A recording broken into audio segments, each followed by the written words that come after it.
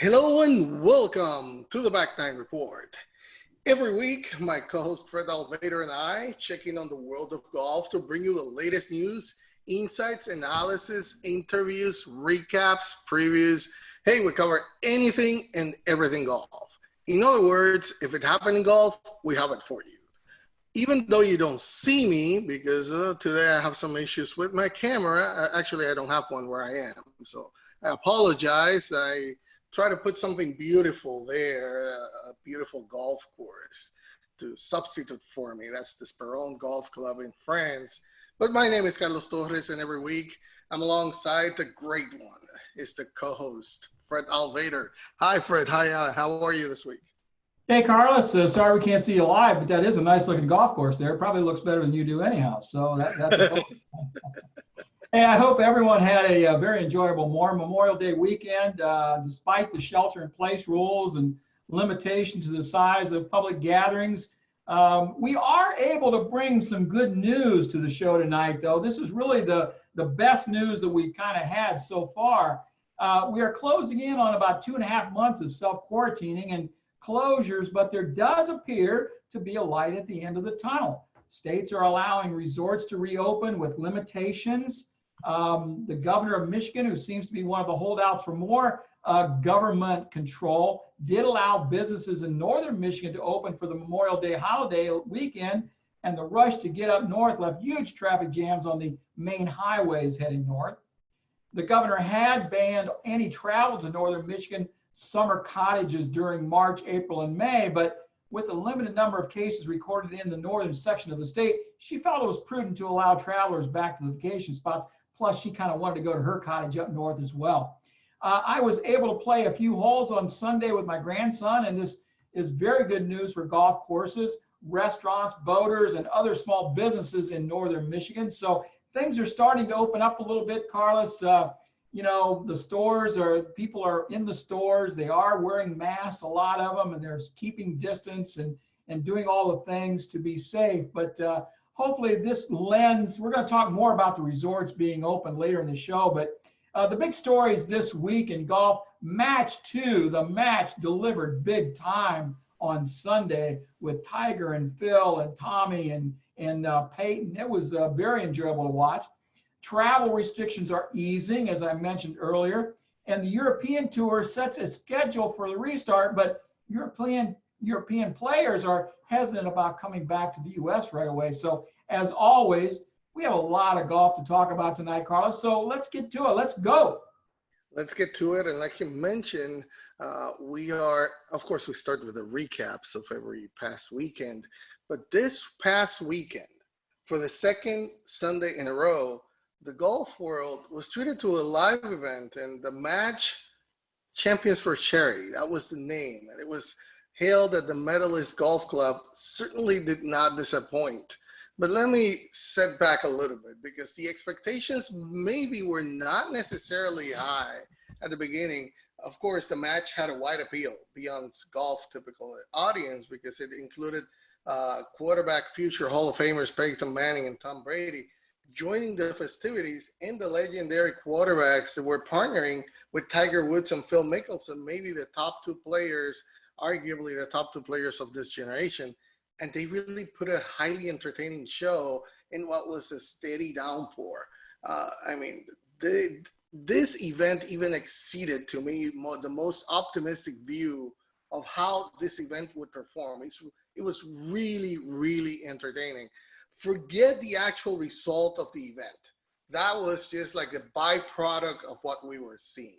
The pure entertainment value of that rain delay Pro-Am featuring athletes who have won a combined 26 championships can really not be overlooked. As for the result, yeah, Woods and Manning beat Mickelson and Brady 1-up. It turned out to be a thrilling home stretch, and maybe we expected that, becoming that on the back nine, because that was the alternate shot play on the back nine, which especially considering this was an exhibition, but we knew that the pros were going to start to take over. But actually, Tom Brady and Peyton Manning were playing really good at that point. and we're going to talk a little bit about them and some takeaways from what they did. But Fred, I mean, back in 2018, that Woods Mickelson match, yeah, it was something to see because it was the first time. It was not at their prime. It was not that big of a deal. But this time, really seeing all four, the interactions that they did, I mean, they put a great show for whoever was going to see it. And we have to finally start to say this was a record-breaking viewing. I mean, it was when you said it, you sent it to me. I had not seen it, but when you sent it to me, the average was a 5.8 million viewers across TNT, TBS, True TV, and HLN, which made it the most watched golf event in cable television history, topping the first round of the 2010 Masters on ESPN, which had 4.9 million viewers. I mean, this one blew it by almost 1 million viewers. Fred, I'm going to stop here and I'm going to turn it over to you.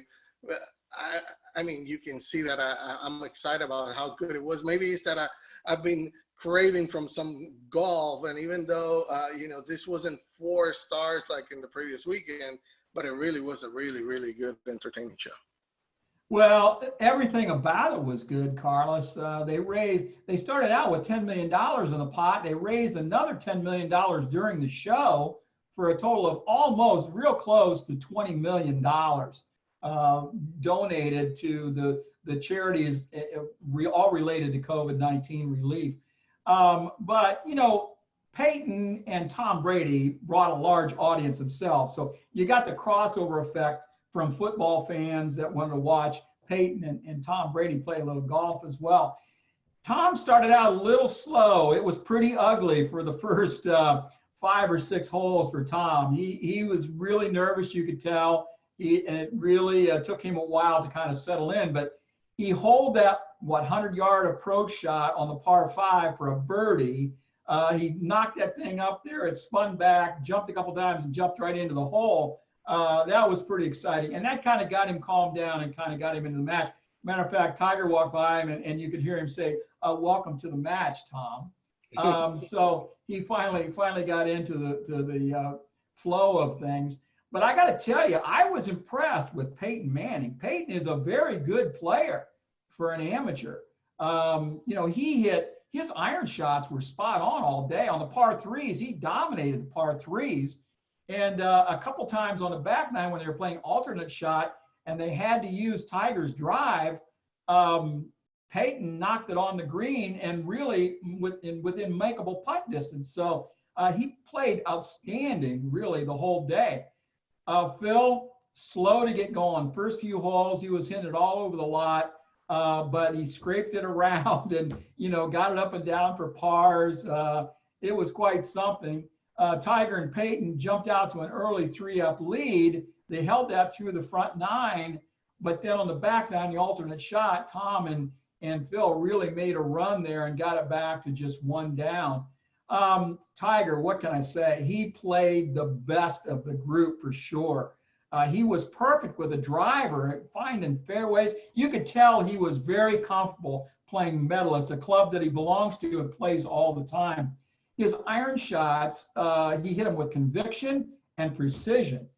He didn't have to putt that much, but he set Manning up perfectly all day. His chipping was especially impressive. When they missed the green, he chipped it close almost every time.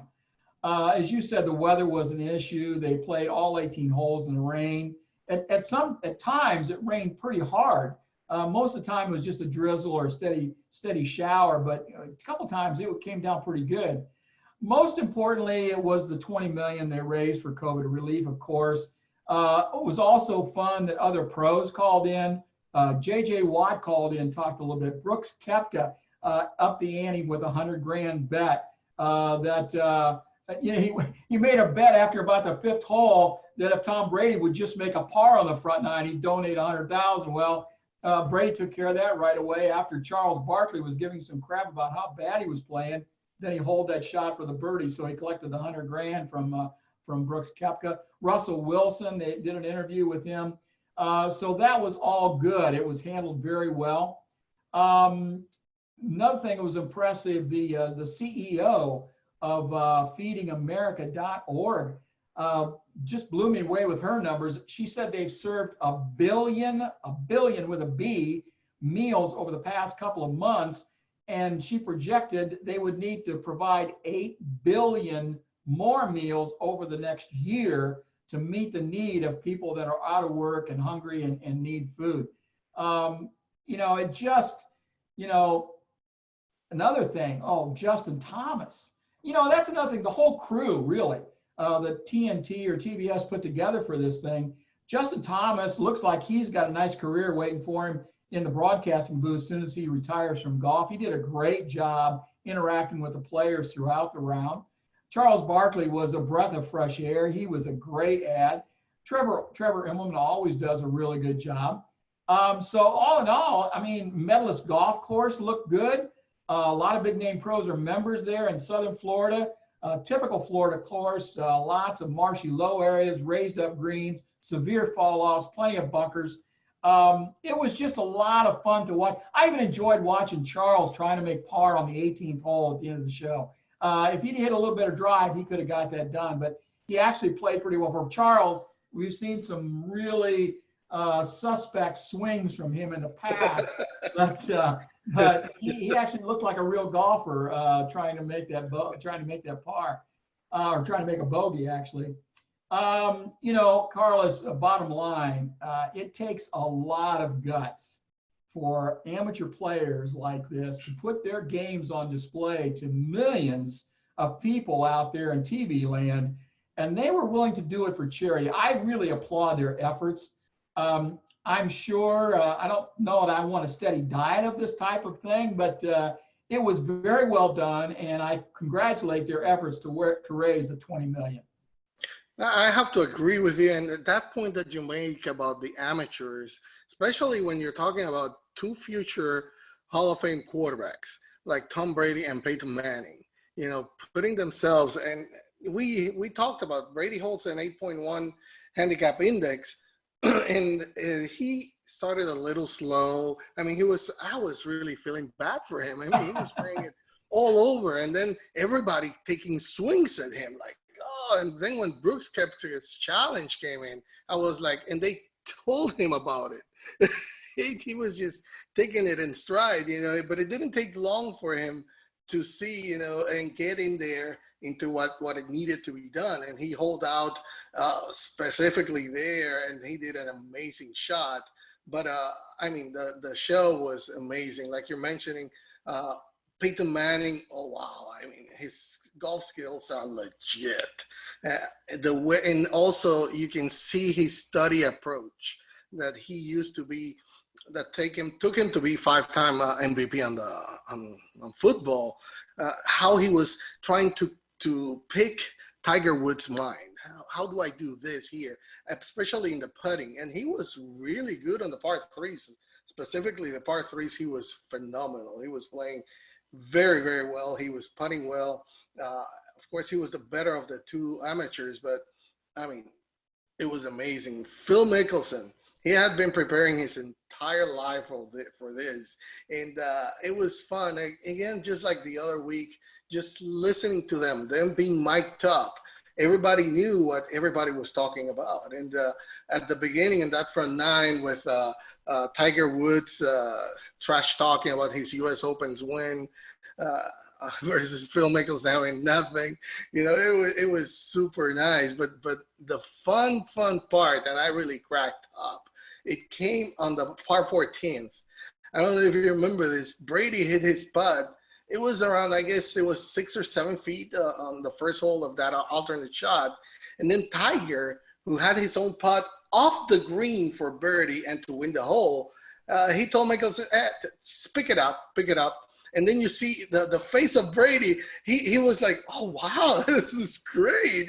He was grinning and all that. And Mickelson was like, turned to him and said anxiously, like, you know what, that is actually not a good sign. Yeah. So it makes you, I mean, Woods, Tiger missed the birdie after that, but it was that amazing look into what has defined really the Woods and Mickelson coexistence is all this time. And he knew, oh my God, he has it on. And Tiger was playing great. I mean, his game looks incredible. Most like the past week when we saw Ricky Fowler's swing on point, that's what we saw from Tiger. I mean, yes, it's Middle East. That's where he used to play. He knows how to play there. But the last news that we had about him in a golf event came when he announced that he wasn't quite healthy enough for the Players' Championship. I mean, it seems that layoff has done wonders for him. He looked incredible throughout the day, and he was absolutely lethal off the tee. He didn't miss a fairway. He showed off that trademark iron game over the Challenger medalist layout. I mean, it was amazing. Great to see that he's back healthy. And to close it up, again, yeah, the 20 million that they raised, it was incredible. I was texting to you. I mean, after the first 6 holes, they had already raised over the 10 million. They had already 5. So yes, it comes that Tiger and Phil, but also we know Peyton and Tom Brady brought their own people. But I mean, it was an incredible show. And just I have another note on Justin Thomas. He's a natural. I mean, he was on point. Any jokes that he was making, even to Charles Barkley or throwing alley-oops to Mickelson, you know, he cared what he was doing, like you were saying, broadcasting at times, he was knowledgeable. He was like a natural on-course reporter. And one thing that I think is going to do to him is going to propel his image forward. We've been looking at the youngsters to see who is going to be that guy that could be the face of golf after Tiger Woods. I think we have it here on Justin Thomas. Just what he showed there, the way that he was able to interact, showing that the personality that he has. I think Justin Thomas is that guy that can carry the torch moving forward in golf on these youngsters that we have now. I think the big winner career-wise in this whole deal was Justin Thomas. His broadcasting was seamless. He was, interjecting at the right time. His comments were spot on. Did you remember that time when Phil had that little chip off the edge of the green where he had to bump it into the hill and let it kick up onto the green? I mean, he executed it perfectly. He described it in great detail exactly what he was going to do. Justin was asking about it, and then he pulled it off. But Justin was smart enough to have Phil talk that through, and then the camera stayed with him. And that's the other thing, the cameras, there really wasn't anything up in the air. The cameras were on the ground, they were on carts, and they were kind of leapfrogging the action. There was like a couple of different crews. I think they did it with 6 or 8 cameras, something like that. And the guys inside in the trailer have to turn which camera on and what they're going to do. But the cameramen were in position. The guys in the booth were spot on picking which camera almost all the time. There were some rough moments, but you would expect that. But all in all, Carlos, I was just impressed with the whole thing. Like I say, I don't think I'd want to watch it every weekend, but we're starved for stuff to watch, especially live sporting events. It was just really well done. Yeah, I mean, in a world where everyone is expecting 72-hole tournaments all the time, right? This proved there is another way to draw entertainment from watching athletes chase a little white ball around, like they call it, right? I mean, the organizers definitely learned from the mistakes made in 2 prior matches of similar style, and they should be applauded for making all the necessary tweaks to give fans a great product. I think overall it was a great showing. Like you mentioned, I don't think this is an every week, or maybe not even every year, but maybe every other year you can do that, like it's been happening now. I mean, and again, for the 2nd week in a row, charity has been the big winner here on the golf, and we are ready to watch now a full-size tournament. I can't wait for Colonial to happen. But anyway, moving on and talking about the LPGA, they're not playing live, but they're trying to keep themselves somehow in the action mix. And you might remember 2 weeks ago, they launched what is called the LPGA eTour Live. What is that? Well, that's a match play esports competition that they made in an exclusive partnership with the World Golf Tour, the WGT by Topgolf. That is the World Golf Tour is an app, is a golf game that Topgolf bought a few years ago, and it's been very popular among the e-gamers, right? So they did this partnership, and they have 8 LPGA and Symetra Tour players that are playing what is in a head-to-head in a series of 7 9-hole online matches twice a week that began back in May 13th. And it's going to culminate with a championship match, and that is going to be next Wednesday, June the 3rd. So all matches are taking place at 2 p.m. Eastern Time. They're streaming them live on LPGA and the Topgolf digital platforms. And the first 4 matches paired the Corda sisters, Jessica and Nelly, that were on match 1. Angel Jin and Lisette Salas were in match 2. Jenny Shin and Tiffany Joe were in match 3. Lucy Lee and Jane Park were in match 4. So Fred, how did this first round went through? Yeah, the Jessica Corda beat her sister Nelly. Angel Yin won her match over Lisette Salas. Tiffany Joe beat Jenny Shin, and Jane Park defeated Lucy Lee. So you're going to have next Wednesday, Jessica Corda will play Angel Yin, and then on Friday, Park will play Tiffany Joe. Then, like you said, the finals, the winners of that will meet in the finals on June the 3rd. So, you know, the LPGA is trying to do something. You know, everybody's trying to do something virtual. We're doing Zoom stuff for our for the Back Nine report, and you know, everybody's finding out new stuff that they can do and trying out things. And the LPGA Tour is having a match play tournament virtually through the wonders of the internet. Carlos, turns out kind of cool. So if you want to watch some golf, you can watch that on Wednesdays and Fridays tomorrow, and then Friday will be the semifinals. All right, now let's talk about what's going to happen, our forecall or the preview of the action upcoming. And yeah, there's no live action right now this weekend, but we're getting inching closer and closer to action and tournament action. And we're going to talk about the PGA Tour first, because golf, as you know, has been slated to be one of the first professional sports to return to live action in the U.S. And this, after that play, came to a screeching halt after that round 1 of the Players' Championship back in March. But they're set to restart. They are still set to kick off again with the Charles Schwab Challenge that is going to be played at Colonial Country Club in Fort Worth. That is going to be June 11th to the 14th. That hasn't changed. That event, plus, like we have said before, plus the 3 following tournaments, they will all be played without fans in attendance. The PGA Tour, they have said they will work with national and local guidelines to determine the safety of opening featured tournaments to the general public.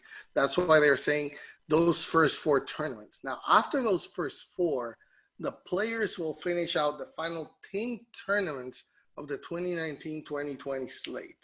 The PGA Championship is scheduled still to begin in August 6th, and the schedule will conclude with the Tour Championship at Atlanta's East Slate Golf Club from September 4th to the 7th. Now, after that, the tour will pick up their 2021 tour straight away. They're going to play the Safeway Open in Napa, California the next week after that, and the first of the majors, which will be the US Open, will follow up the next week, while the Masters is being pushed back to November 12th to the 15th. And the Ryder Cup, the first since Team Europe's victory in France 2 years ago, will be in Wisconsin from September 25 to the 27th. That's a lot of golf. That's a lot of compressed golf there. So, I mean, that entire tour is subject to shift with the changing tide of the coronavirus pandemic, but it appears likely that the PGA Tour will be able to manage and pull off this doctored version of its original schedule to finish out what it's left of this season. But Fred, we have talked about the non-US players before that return to their countries and are likely to miss a big chunk of the schedule. Tommy Fleetwood, Francesco Molinari, Matthew Fitzpatrick, we've talked about this. Now we have to add to those three, the two former number one players in the world, Adam Scott and Lee Westwood, who has voiced their concern also about returning to the PGA Tour, but for different reasons, because Adam Scott is saying, you know, he wants to sit out and see how everything plays out. I think it's very impacting for him because he had been maybe one of the hottest players in the world after he won the Genesis Open earlier this year. He's currently number 6 in the world. So he's already sitting down all June to see how the testing and the results go. That's what he's doing, and we got to respect that. But I think his play might be suffering more because he might be the most impacted player, foreign player right now. Lee Westwood, well, he's more concerned about the traveling. We talked about that. He doesn't want to be sitting down 2 weeks for the quarantine. So, Fred, how about the PGA Tour returning and the opinion of these players and maybe missing very probably a lot of prominent foreign players?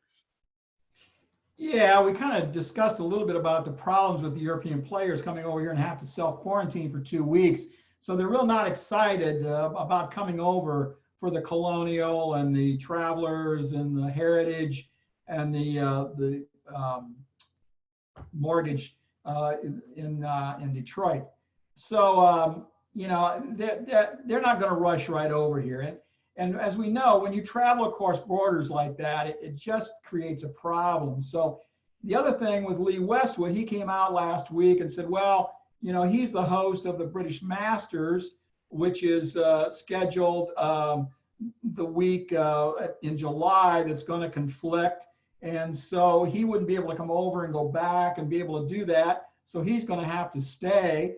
You know, with the FedEx Cup playoffs not starting until August, if a player's into that or going to try to get into that, they're going to have to come over sometime in July and play some tournaments.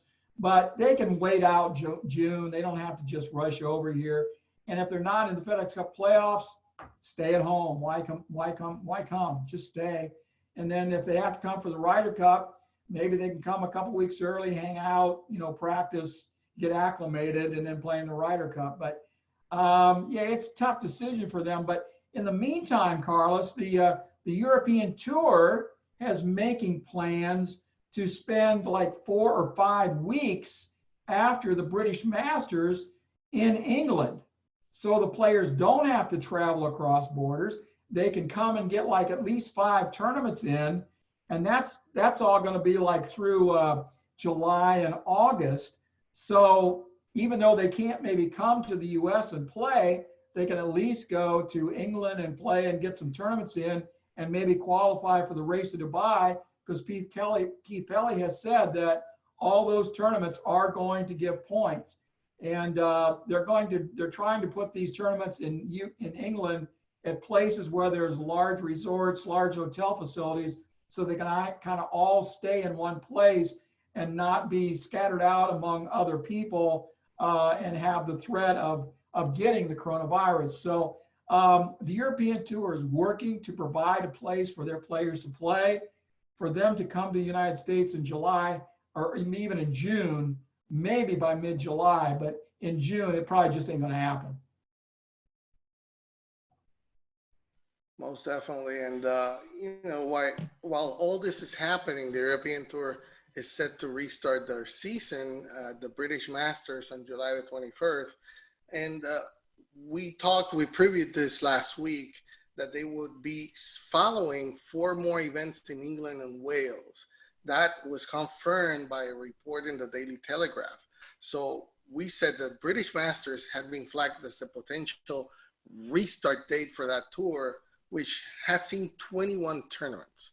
That among those is the Irish Open, which was due to take place next week. either suspended or postponed. But that 5-week stretch in the UK is something that would not usually occur. But hey, we're not in unusual times. Due to quarantine measures currently in place around Europe, uh, it will be easier for the tour to play stretches in the same country, and the Telegraph is reporting that. So after the British Masters at the closed house, the circuit will move to the Forest of Arden near Birmingham. Then they will be moving to Hanbury Manor in Hertfordshire before 2 consecutive tournaments at Celtic Manor in Wales. So that is a 5-week stretch that will all take place behind closed doors. And they have deliberately done this at courses with hotels. So it makes it easier for them to have players effectively quarantining at the course, not having to go out anywhere. So while the British Masters was always on the schedule, they only moved it forward just a week. But those other 4 tournaments have been specially added and coordinated for those weeks. And each will be carrying $1 million, €1 million purse. So Fred, this news will come as a relief to players like we mentioned, Tommy Fleetwood, Matthew Fitzpatrick, Francesco Molinari, who had said, they're not playing on the PGA Tour when it swings back into action next month because they don't want to face those 2-week quarantines upon landing in the U.S. And then 2 weeks when they return back to the UK. So at least they'll have that 5-week stretch where they can play and maybe then take a venture into the majors here in the States. But at least they'll see some action, and the area painter who really, really badly need to get going, at least we'll see something from them. Yeah, Keith Pelley is trying to fulfill his television commitments and still have the race to Dubai. And so they're really scrambling to have some events so they can have some places for their guys to play, to earn some points, and to build up to the race to Dubai. So this probably is a really good move. The 3 guys you mentioned, Molinari works out of London, and so it should be very easy to do. Even guys from Spain and Germany and Holland, wherever, they can jump into England, hang out for a couple weeks, and then play for 4 or 5 weeks in a row and get some good practice in. If they're going to come over for the majors, if they're going to come over for the Ryder Cup, at least they'll be playing a little bit, even though they have to set out the 2 weeks. So, yeah, I think this is a great move. Kudos to European Tour Commissioner Keith Pelley for getting this thing going. And the purses are low. It's not what they're used to playing for, but at least they're playing and getting in shape, and hopefully they can do well when they come over for the majors. Definitely. And talking about the ladies don't catch a good break. I mean, the Symetra Tour announced last Thursday that the first 2 events in its revised schedule have been canceled, but at least luckily they will return next year.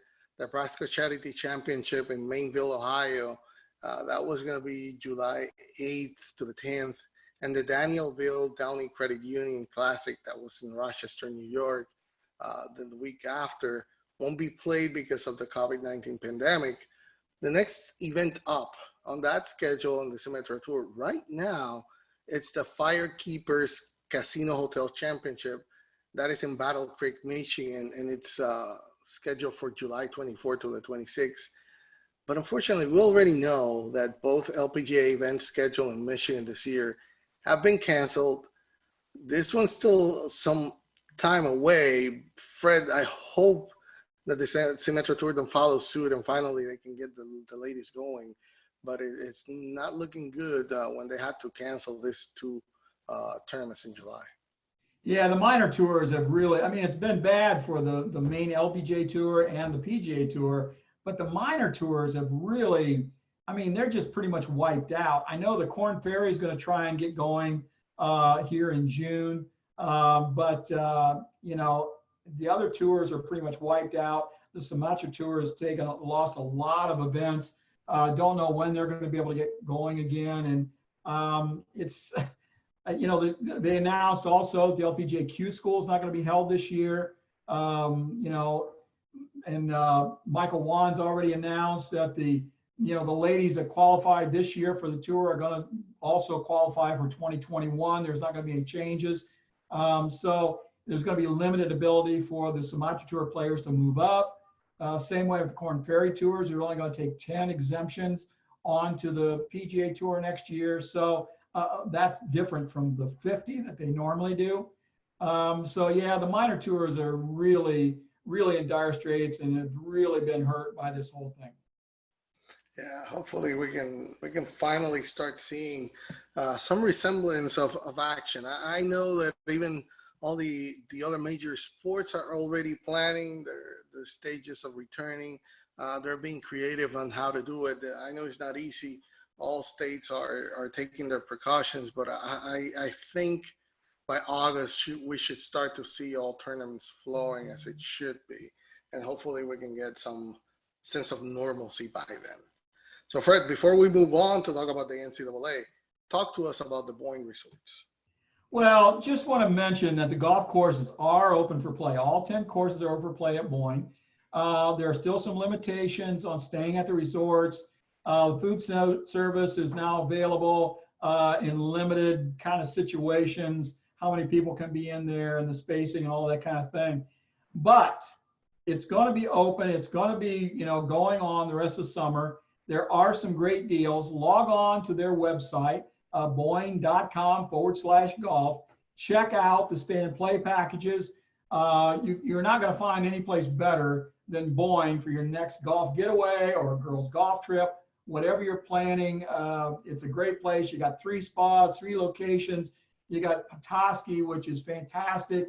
The whole area up there, Little Traverse Bay, it's beautiful in the summertime. So boyne.com/golf. Check it out. Tell them Back Nine Report sent you. All right.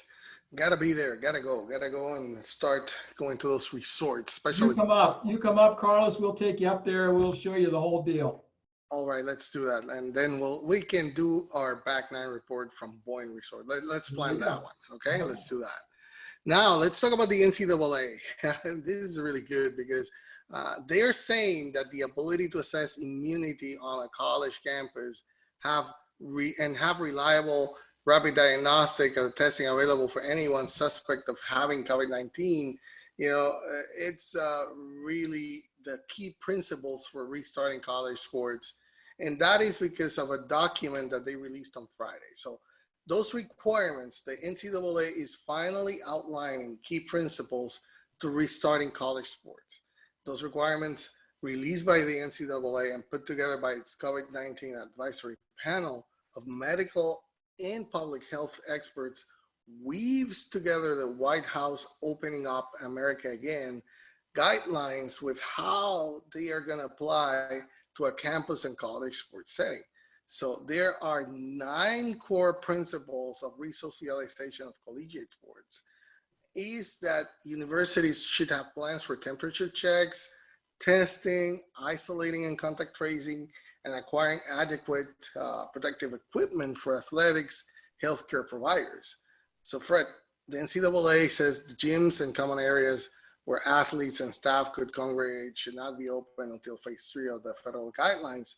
But at least this plan acknowledges that different athletic facilities will be operational at different times based on what is happening at the local level. So at least this is good news for us, and at least hope to see that the sports and the NCAA, they're clearing that path to getting restarted. Yeah, this is very good news. And so it appears that college football will go on this fall. We've been talking about the difficulty that athletic directors have been facing with cutting budgets, what sports to cut out completely from their offerings, how to pare 25% off their budgets. But Carlos, I want college football. I want high school football. I want to see all this stuff this fall. I'm a fan. I want this. But I got a question for you.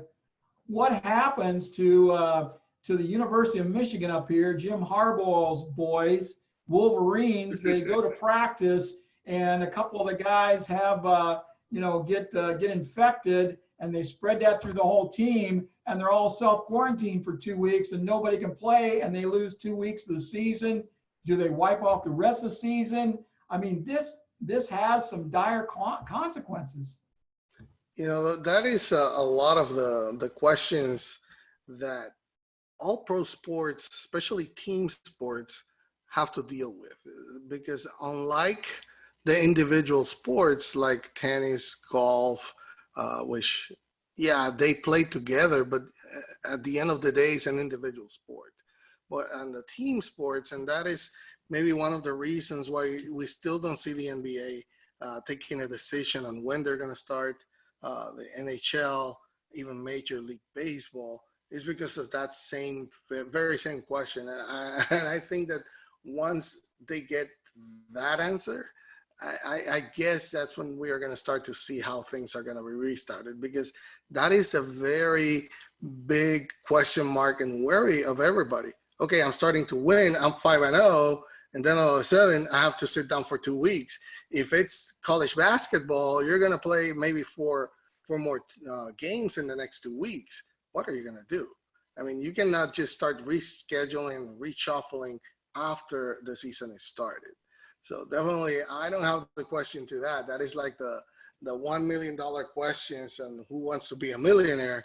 But definitely, wow, that's really tough to sort it out. That's really Yes, tough. it is. Again, Yes, what do you we're do? going to see that, Carlos. That's going to happen. I almost guarantee you that's going to happen. Yeah, it's going to happen, definitely, because there's going to be somebody, just like it happened. That's how everything got started, right? One of the NBA players uh, tested positive, so they had to stop everything, and then everybody else stopped all major sports. But I guess we'll see some plans on that. I really don't have an answer on how to do it. I think it goes more individually to every sport, whether they try to seclude players and play maybe the season in some area and try to play all those. And college football is difficult because you're going to have students studying. Maybe you can have them, headquartered in one place, and then having them travel together. You can maybe keep them together, but for how long? They need to socialize. So, Yeah, you're going to corral a bunch of 17, 18, 19, 20-year-old kids. Yeah, good luck with that one. yeah. So anyway, we'll see what happens, but I'm just glad it's not me. I'm not one of those commissioners that have to deal with those decisions. We'll just talk about it once they do, and we'll criticize them or we'll praise them. Exactly. That's how it's gonna be. But anyway, let's talk about the UK. Since the UK Prime Minister allowed golfers to be back in England, apparently they're seeing record numbers now visiting the golf courses, and maybe even prices have been raised on the golf courses. So, Fred, it appears that golf, at least in the UK, is back on the rise. So, what do you see on that happening? Well, Golf Shake, that's the company that our good buddy Kieran works with over in the UK, has reported that bookings online at Golf Now, the traffic hit a peak of 25,000 users in a single day, with a total of 91,000 visitors in 1 week.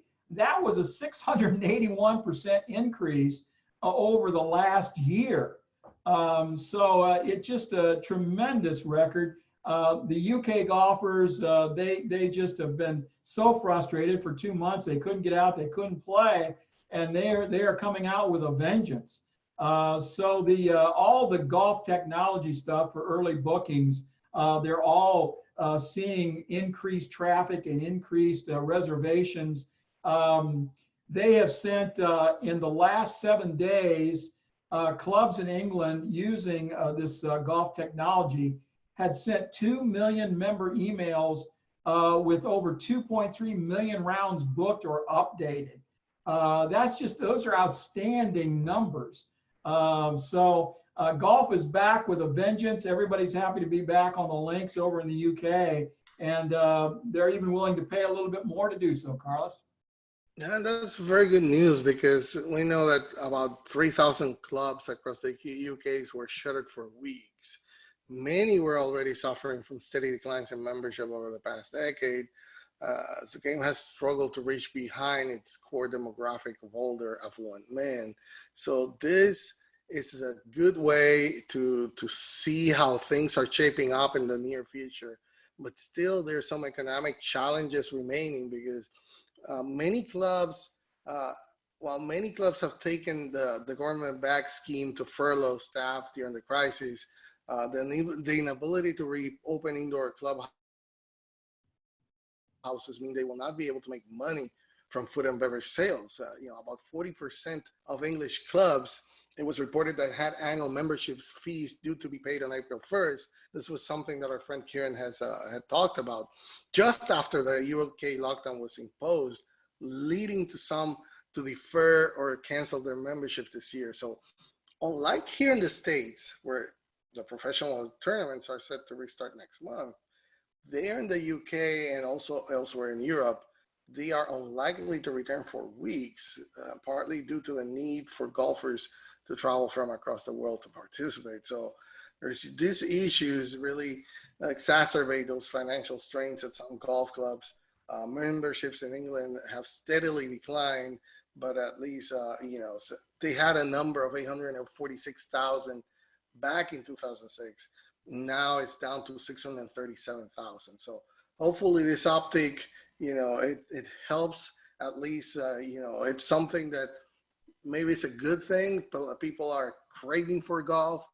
We know that Scotland and Ireland are still not back up. They are still closed, but at least this is a good start for at least those 1,800 clubs that are in England to start reopening and getting things. At least we're getting good news from the golf there in the UK. So Fred, there's more resorts opening. What news do you have on that? Carlos, I've been talking to a lot of people over the last few weeks, and it was reported last week that French Lick, Gulf Shores, and the Greenbrier were reopening. This week, Pinehurst reopened, the Carolina Hotel. Tonight, we're going to hear from Kay Maghan and Chad Leonard from Gulf Shores that they are seeing record numbers already. They just opened up 2 weeks ago, and they're already booked up. People are coming in droves.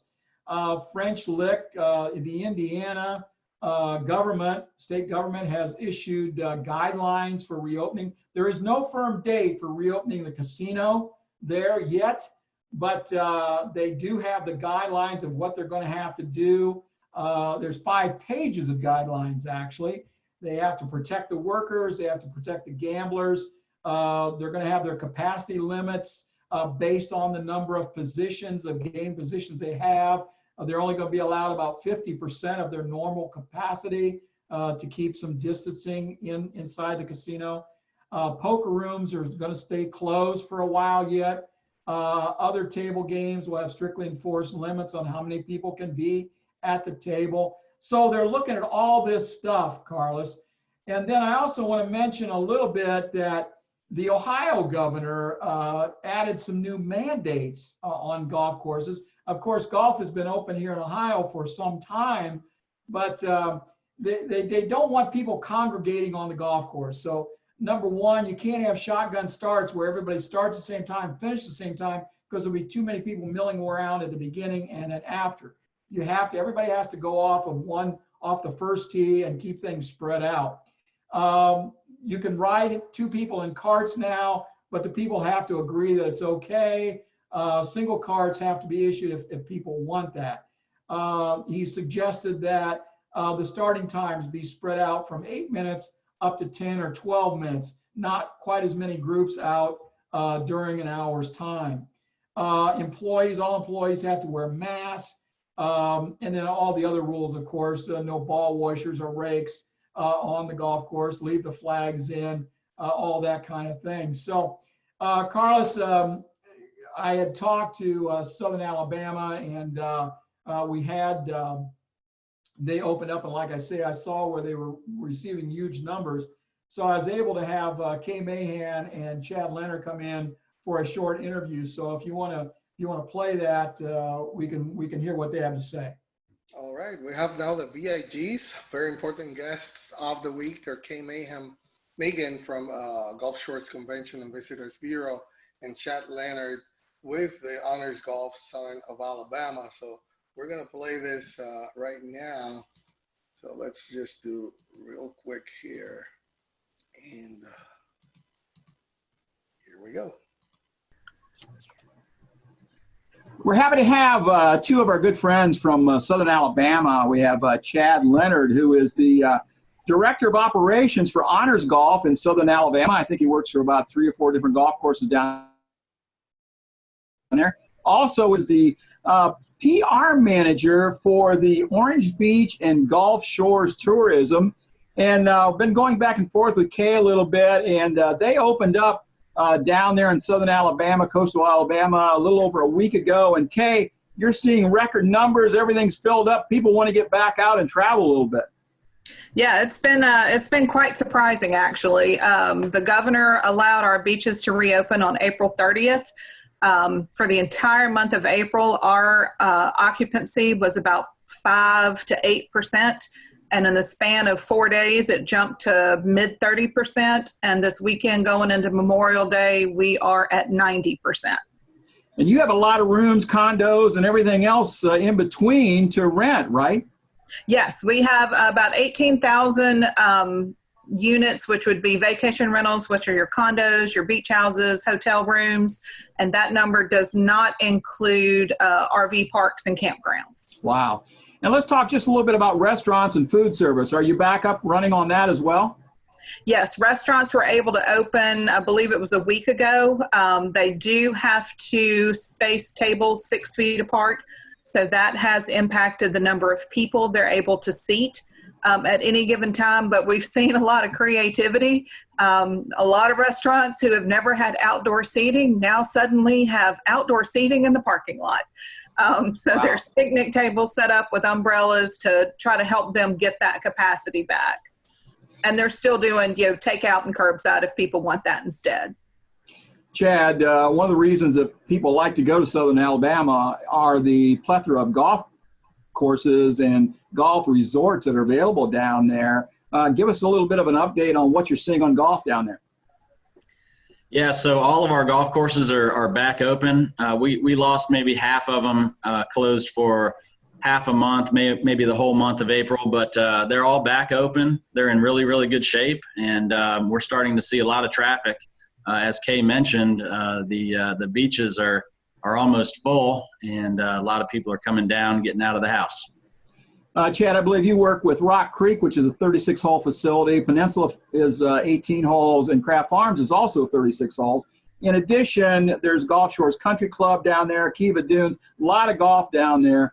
At your facilities, what kind of safety protocols are you following to make it safe for people that want to come and visit? Yeah, good question. So we're still doing all the things that we did, 9-10 weeks ago, from disinfecting all the golf carts. We've actually designated a cleaning, disinfecting specialist who's on staff every day, and all they do is focus on door handles, golf carts, light switches, credit card machines, all those things. But we're also doing, as our whole industry is doing, we've removed rakes from the golf course. So we ask golfers to just repair the bunker with their foot.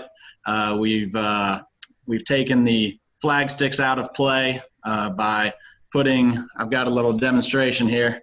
I don't know if you can see this, but basically we put things in the cup that hold the ball up top, so you can just grab it out without touching the flag stick, and that's been helpful. We've done a number of other things to make sure people are safe. Obviously, the social distancing, not letting people gather on the first tee or the 18th tee has been important as well. Are you allowing people in the clubhouse in small groups, or how are you handling that? We are now. For a long time we weren't, but they're allowed to come in now. Groups of 8 can sit down together, but the tables need to be 6 feet apart from each other. Kay, traveling into Southern Alabama, are the people driving in? I know a lot of your market comes from Northern Alabama and then north, but are they driving in? Are they flying in? How are they handling the travel right now? We are definitely seeing the drive-in, the road trip. A lot of the data that we've been looking at over the last month and a half from various research companies show that the Great American Road Trip is going to come back with a vengeance. We actually are seeing people from states where they're not supposed to be leaving their state. But I'm a big fan of reading license plates, and we're seeing Illinois, Indiana, Ohio, Iowa, Missouri, and then all the way down, across the Southeast, Texas and Oklahoma as well. Chad, I meant to ask you, how are you handling food service inside the golf courses? Yeah, so we have food service open and available. There are some regulations that you need to adhere to. We have masks on our servers, gloves. Obviously, we've always had gloves for food preparation, but it's kind of a fast casual concept right now. So we're not having that table interaction, but the guests can come up to the bar, order food, and pick it up at the bar, and then go sit down at a table if they'd like. We're really pushing outdoor seating. As we all know, fresh air and sunshine is a better place to be than indoors. So we've taken a lot of tables and put them outside on our patio areas, and that's generally where people are going to eat. Okay, one of the great benefits of coming to Coastal Alabama is all the beaches there, the great restaurants right on the Gulf. You said you're seeing record numbers come in. Are the beaches filling up? Are they maintaining the social distancing? How is that working out? Yeah, the beaches are definitely busy. Both cities are responsible for enforcing social distancing. I know the city of Orange Beach actually has a drone that they fly over the beach. Wow. So that they can visually see, okay, there's a pocket in front of X building that needs to be broken up, and then they get their beach patrol out there to disperse. But yeah, the beaches are immensely popular. Well, listen, guys, I want to really thank you for coming on and chatting with us. We love Coastal Alabama, as you know, the whole area from I-10 all the way down in the boot, clear to the Gulf. And you got great golf down there. You got wonderful beaches. You got great food and all kinds of different activities to do. So we urge people not really to be afraid and get in their car and go for a drive and end up in Southern Alabama. So, guys, thanks again for coming on and chatting with us a little bit. Thanks, Fred. Hope to see you soon. Thank you, Fred. Come visit. We will try that, Kay. We want to get back down there. So thanks a lot, guys. All right. Bye-bye. Bye.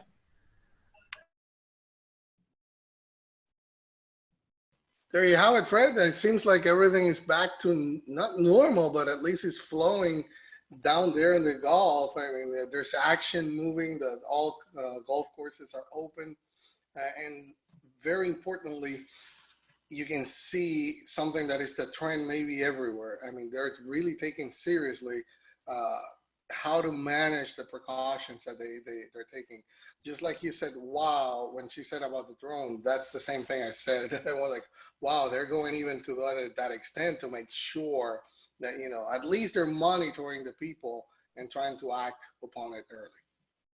Yeah, it's kind of amazing. I mean, even like going to, I had to go to Home Depot today for a little bit, and you got to go in one door, and there's traffic patterns, and people have the masks, and they're staying apart, but still people are there. If you need help, they can help you, and they're spraying stuff down. And as soon as you leave, if you go to the self checkout, and as soon as you leave, an employee is there spraying that down, that whole area, and making it safe. So. And golf is doing a great job at staying up to date, doing the disinfecting, making it as safe as they can. And there just hasn't hardly been any instances. I keep watching the news for people that maybe have contracted the coronavirus from being around a golf course, and I haven't heard of anything. I don't know if you have or not, but I think it's relatively safe. Coastal Alabama, there's not a better place to go. I'm telling you, it's one of my favorite places to go anywhere. There's so much to do down there. The beaches are fantastic. The food's great. The golf is fantastic. So, if you want to get out, you want to get going, go to Southern Alabama. From here in Toledo, it's about a 15-hour drive, I guess. So take a couple days if you want to, and take a leisurely drive. You don't have to go on an airplane. And Carlos, that's over the next week. We're going to be talking about driving trips for golf and golf resorts that you can drive to. So I think that's going to really be the big thing for the next 6 or 7 or 8 months, maybe the next year. People are going to still be reluctant to get into airplanes. And, you know, you got a nice car, jump in it, throw your clubs in and go. Well, definitely. And I think that would be something that will be very beneficial, because there's going to be golfers trying to find out where can I go and how can I get there. So that will be very important over the next few weeks and months. And I'm glad we're going to have that. Let's talk about the AJGA, the American Junior Golf Association, because last Thursday they updated their schedule. And they're saying now that they will resume play June 7th. That is going to be the qualifier for the AJGA Invitational at Sedgefield Archdale in North Carolina. And that tournament will run through the 8th to the 7th to the 12th of June. Now they're going to hold tournaments throughout the whole country, and will be coming soon to the South Point Golf Club near Canonsburg in August 2. They're going to have a qualifier there, and that tournament is going to be in August. There are going to be also some other tournaments in Regents Glen Country Club in York for a junior golf club, junior all-star event. So good news, the HAGA, the juniors are starting to see some action pretty soon. Yeah, Carlos, you know, it's just all good news tonight. You know, everything is just opening back up and getting back scheduled. And junior golfers want to play just like the PGA Tour pros. They want to get out there, and, you know, the AJGA is where the college coaches go to look at the young talent to see who they want to recruit for their golf teams. There are some limitations. There are some rules that they've set up. Here in 2020, the fields are going to be limited to 78 players. They're all going to go off one tee, like I was saying. So we don't have too many people congregating at the beginning, at the end. It's going to be spread out. They're going to limit the number of people available. They're only going to allow one spectator. So if you're a young person, you know, you got one parent bringing you, or an uncle or aunt something, you're only going to be allowed one person to be with you. Staff and essential volunteers and players will participate in health screening. There's going to be questions. There are going to be checks all the way through it, so we're not infecting other people during the tournament. They're going to eliminate all paperwork. Everything is going to be completely digital. They're using Golf Genius on the smartphone. There's no paper scorecards, nothing. Everything is digital. And of course, flag sticks are to remain in the hole, no bunker rakes, all that kind of thing, no ball washers. You know, they're trying to mitigate exposure while traveling to events. They're implementing new procedures for sanitizing equipment, and practice is going to be limited. You're going to have to set a time, show up for your time no more than an hour before. You get so much time on the range, you play, and then you get out of there. You can't be hanging around. So, you know, it's just great to see all these things getting going, Carlos. Like I said, at the top of the show, it's all good news tonight, and this is just another really good thing that's happening for the AJGA. Well, another good thing that is happening for a little while right now is the All-In Challenge. It's generating millions for the COVID-19 relief, and it started back in March, and you might remember we started talking about Justin Timberlake offering rounds of golf and dinner with him and Bill Murray. You might have seen this also throughout the the broadcast of the match, the championships there this past weekend. We have seen the Peyton Manning golf and dinner selling for $525,000. My goodness, we have putting lessons with Tiger Woods. And if you saw how Peyton Manning took putting lessons from Tiger Woods, I was about to there go and bid for them. I mean, I was like, yeah, $600,000. Get those lessons. Hey, Carlos, I'll give you lessons for $100,000. I'll give you a discount on that in case you want those. Okay. Well, I'll go for that. But anyway, talk to us about the All-In Challenge, Fred, because there's a lot of questions still from people, and they don't know or may not. They keep hearing about this great things that are going out there.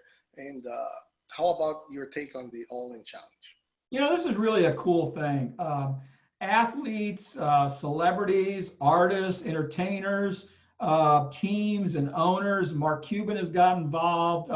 I mean, everybody across the country that's anybody is putting stuff, offering packages for people to bid on for different things. And it's just not for golf. You can bid on a 2018 Rolls-Royce Phantom that was owned by a rap star, Meek Mill, whoever that is. Peyton Manning will fly to your hometown, play golf with you and two friends, and host you for dinner with up to 10 people at a local restaurant. You can get a foursome with Bubba Watson and the race car driver Denny Hamlin, and a trip to the Daytona 500 next year. Shaq O'Neal will come and play 3-on-3 with you if you want to get some friends.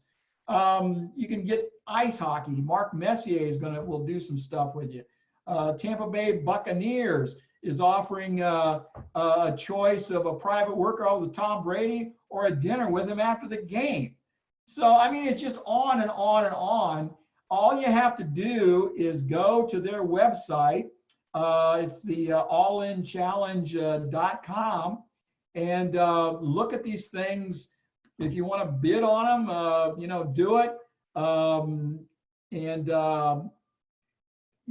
Meals on Wheels, you got No Kid Hungry, America's Food Fund, World Central Kitchen, Feeding America.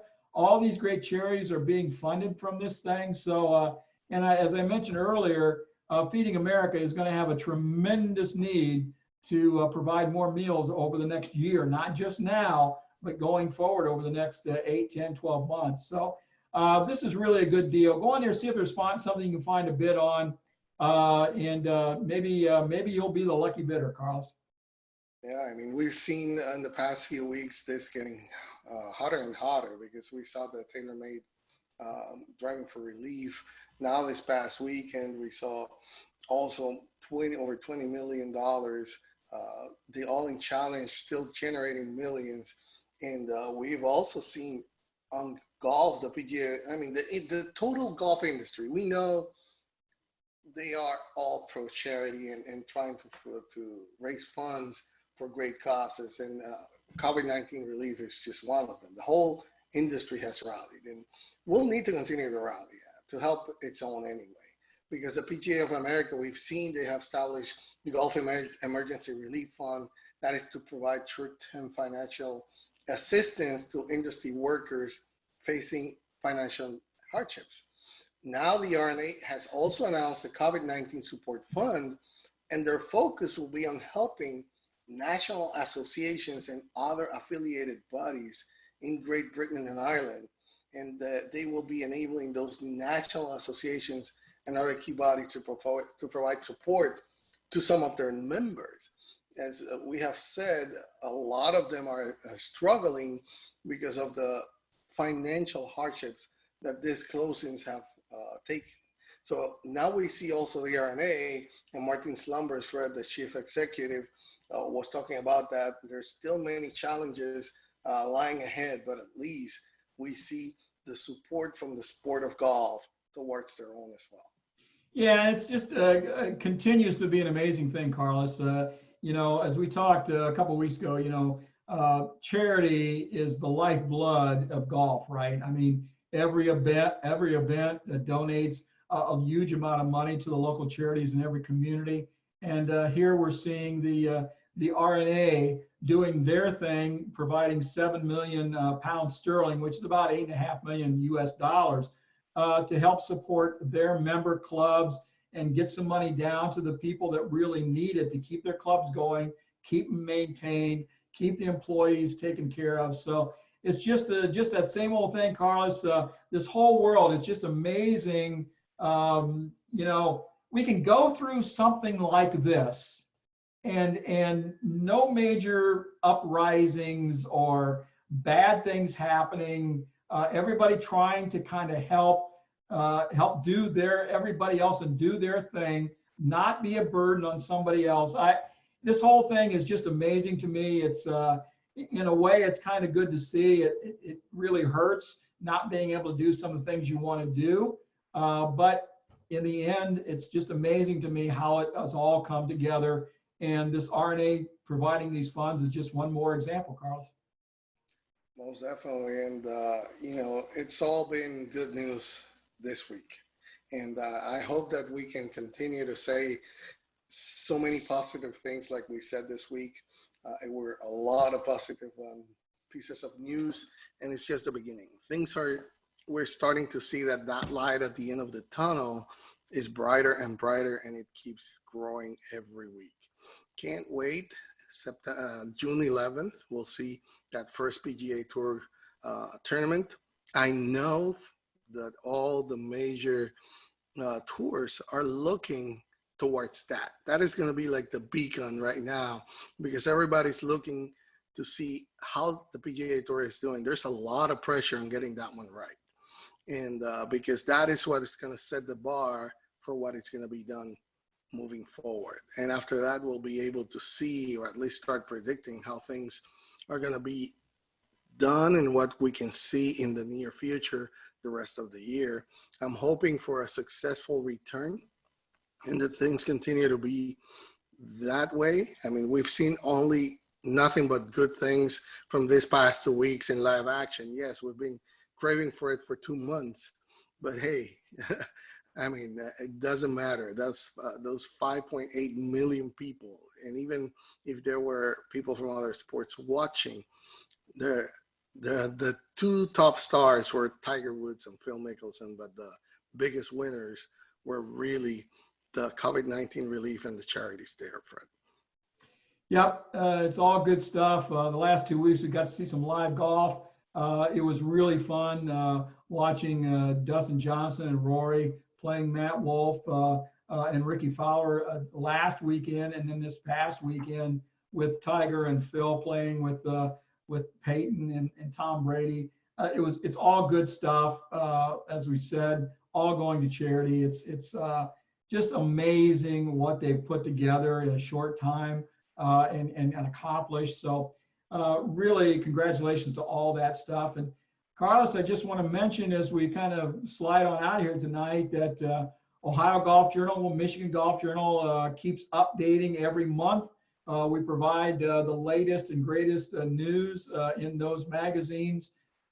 Check those out at ohiogolfjournal.com, michigangolfjournal.com.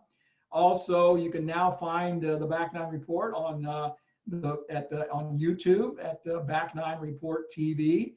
We hope everybody checks that out. So we're trying to bring everybody the best news and information we can in the golf world. And this week, Carlos, it's all good. It's all good. And Back Niners, this wraps up another week of the Back Nine Report. Thank you for joining us. It's always our pleasure to bring you the latest in the world of golf. Special thanks to our VIGs, very important guests of the week, Kay Maghan, the PR director of the Gulf Shores CVB, and Chad Leonard, the general manager of the Honors Golf Corp, 3 properties in Southern Alabama. Don't forget to see us again next week here on the Back Nine Report on YouTube. If you miss it, you can check the audio version out on iTunes or TuneIn. And if you haven't done so, what are you waiting for? Follow the show on Twitter. Our ID is at Back Nine Report with the number 9 in the middle. My name is Carlos Torres, along with Fred Altvater. We wish you to be happy, be blessed, and enjoy the great game of golf. Happy golfing, everybody. Be sure to check out Back Nine Report TV on Roku, too. I'll see you on the Back Nine. See you then.